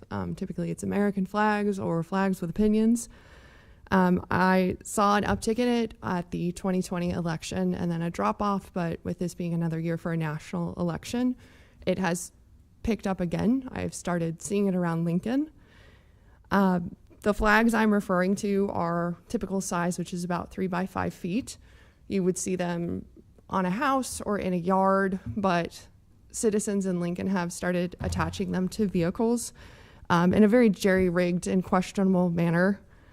The flags that I've seen have been attached to trucks, cars, SUVs, and it's typically at the tailgate hitch. It's large PVC pipes, it's metal pipes, there's duct tape, wire, rope, sandbags, anything that people can find to attach them to their vehicles. I've even seen one motorcycle with 3 full-size flags, and people who often just put them out their sunroof as well on metal and PVC pipe poles. One of the more frightening vehicles that I personally got behind, a truck had 3 standard size flags jerry-rigged to the tail hitch with, it looked like wire they had just found lying around. The tallest of the poles that was attached was probably about a 7-foot tall metal pipe that's typically used to run electrical wire through. You put that on a tail hitch on a truck, the top of the pole is going to be about 8 or 9 feet. And it was catching a lot of wind that day when you're driving at 35 miles an hour. I don't need to explain to all of you how windy Lincoln and Nebraska can get. So as soon as I had a chance to turn off and get away from that vehicle, I did, because all I could see was a pole coming at my car. It's not only a safety issue with the flags, but especially the poles. The flags can detach, cover a windshield. 3 by 5 feet is a good square footage. And then the poles, PVC pipe and metal can also dislodge from the vehicle and come at your car and probably under the right circumstance impale your windshield. And in terms of the motorcyclist I mentioned, I've driven a motorcycle, but even the most seasoned driver, if you have essentially what is a giant sail on the back of your motorcycle and that catches wind, it's going to move your motorcycle over in a lane. And even if the driver can correct, if you're blowing into the car next to you, they might jerk and they might not be able to correct and hit a car next to them, or go on a street or hit a pedestrian or whatever could come out of it. The flags at minimum are also just additional unnecessary clutter, and they're incredibly distracting, and they're a little anxiety inducing depending on how they are rigged to vehicles. I believe the city should create an ordinance banning physical flags on all road vehicles larger than 12 by 18 inches. The exception for the ordinance could be on parade floats and vehicles, as those generally are going at a slow speed. To my knowledge, there hasn't been an accident with any of these flags or poles. Coming off of a vehicle, but with a national election approaching again, that seems to be a time that people really do like to put flags on their vehicle in some manner. I foresee that getting worse in the next couple of months. If somebody does want to put an American flag or their opinion or just colors and art, they can do it with stickers, they can do it with magnets, they can wrap their entire car if they really want to. None of those things are going to fly off a vehicle and hurt other drivers on the road. it really is a danger to Lincoln drivers, having people just adhere these to their vehicle in whatever manner they see fit.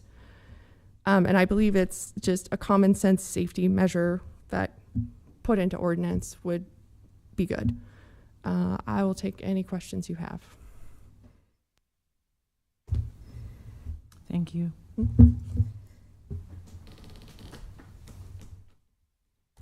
Is there anyone else who'd like to speak?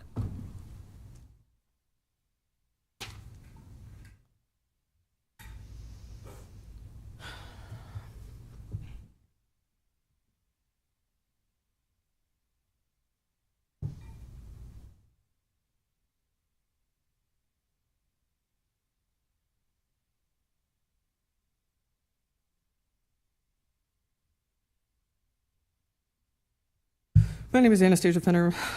My address is a matter of public record. I'm going to waive it for my safety. I would just like to start with that I am so deeply sorry for what has transpired. For that whole family, for the young man, the boy, the 12-year-old who's in the hospital.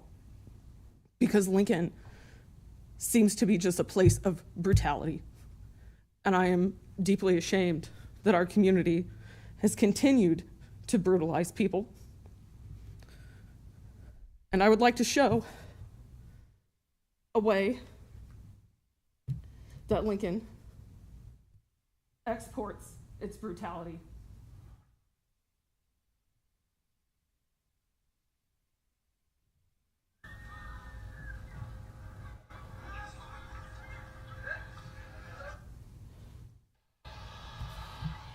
General Dynamics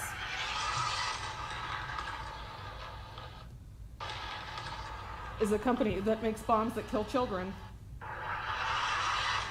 and make things like this possible.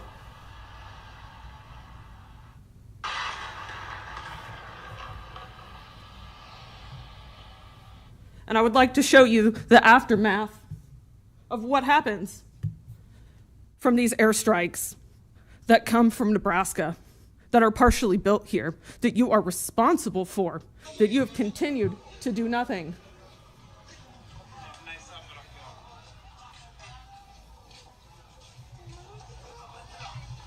This is us. We are doing this. We have been doing this the whole time. You have done nothing to stop it. This could have been prevented had Lincoln so decided. But let me illustrate even more of a point by letting Basan, who's a journalist, who's stuck in Palestine right now. She's Palestinian from Gaza. Hey everyone, today I'm going to teach you a very important 3 Arabic words. The first word is khalas. Can you hear this? Yes. The second word is habibi. Habibi means my love. The third word is sibni. Sibni means leave me alone. Khalas habibi, sibni were the last words that Muhammad Bahar, the young man with Down syndrome from Shajaiya neighborhood in the north of Gaza Strip, said to the occupation well-equipped, well-trained dog that mauled him to death in front of his family. In front of his family. Thought that the dog was playing with him. Thought the dog was playing with him. Was eating his hand and then left him to bleed to death while his family still watching helpless, cannot do anything because the Israeli army besieged the whole.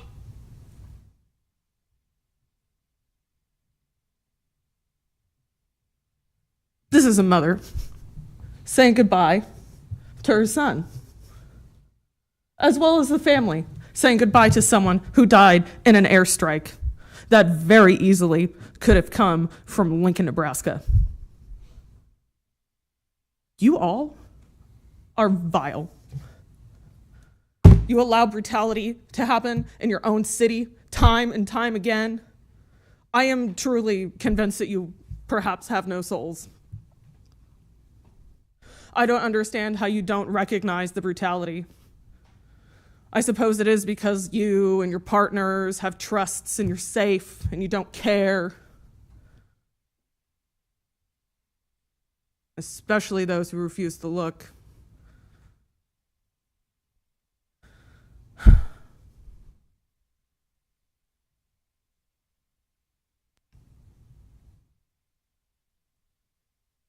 I'm so ashamed.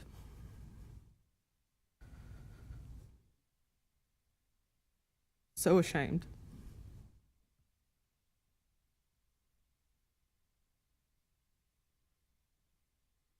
Don't shame a business. Don't want to shame a business. Just let kids die. That's what you're doing. You let kids die. You kill kids. You don't just let them die. You know where the weapons manufacturer is. You know that it's here, you cowards. You holier than thou, let's sit up here and talk about respect while we murder innocent people, while we murder people like Muhammad. Do you remember the kid in the wheelchair that I showed you last time? He's still dead, by the way. Dude, and you coward, you can't even look at us when we speak to you. Time. Time indeed. Go on, I'm done. All right. Is there anyone else here who would like to speak? Anyone else who would like to speak?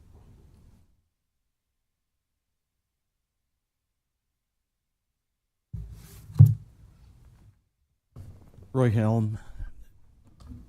I identify with the pronouns of he and him.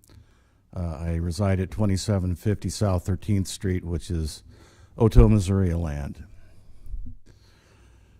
There's a lot of emotion, and there are a lot of atrocities, and there are concerns that I have, and hate has no place here. We continually see hate being promoted and lifted up as acceptable in this country. And for quite some time, I felt like Lincoln was a bastion of hope. And unfortunately, the hate and violence have found their way here in a very real and appalling manner. But I'm reminded of something I heard from an advocate and an activist. And the words, and I'm paraphrasing, but it's only anger and frustration that will get you to the river.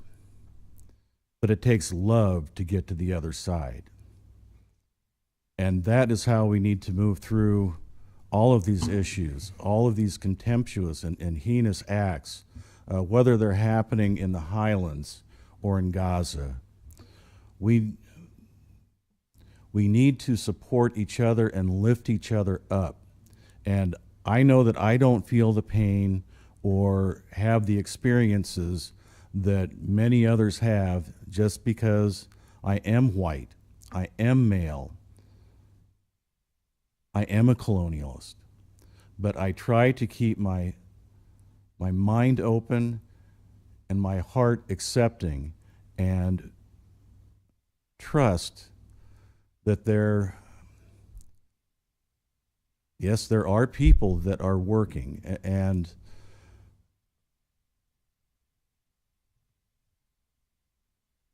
there are no easy solutions. There really aren't. And until we can eliminate hate, not just in our city, in our state, in our country, and in this world, we are always going to be plagued with the ramifications of it. And unfortunately, we're seeing more violence as a result of hate. And it is unacceptable. And I hope that we can all come together and find way to work through this and affect change. And if there is a way that you, as our city council representatives, can help foster that, I know that I would appreciate it, and I think there are others in this community that will also. But with that being said, I do appreciate the challenges that you're faced because there are unfortunately so many issues to deal with, and they're not easy. And there are just so many layers of our bureaucracy and our government to work through. So I am willing to give some trust and a lot of hope, and I'm going to share my love with you and our community to try to come together and try to heal, because we have so many concerns. And if we can just take a moment to consider the pain and suffering that's happening in this community as a result of violence that was committed, and also with our unsheltered population, especially in this type of weather. So there are a lot of people suffering, but it will take all of us working together, and we'll only get to the other side of the river through love. And I thank you. Thank you, Mr. Helm. Is there anyone else who'd like to speak? Seeing no others, I'll take a motion for adjournment. Madam Chair, seeing no one else coming forward, I would motion adjournment. Second? Second, Carlson. Madam Clerk. Duden, Yes. Bowers, Yes. Schob, Yes. Beckius, Yes. Carlson, Yes. Washington. Yes, Motion carried 6-0. the meeting is adjourned.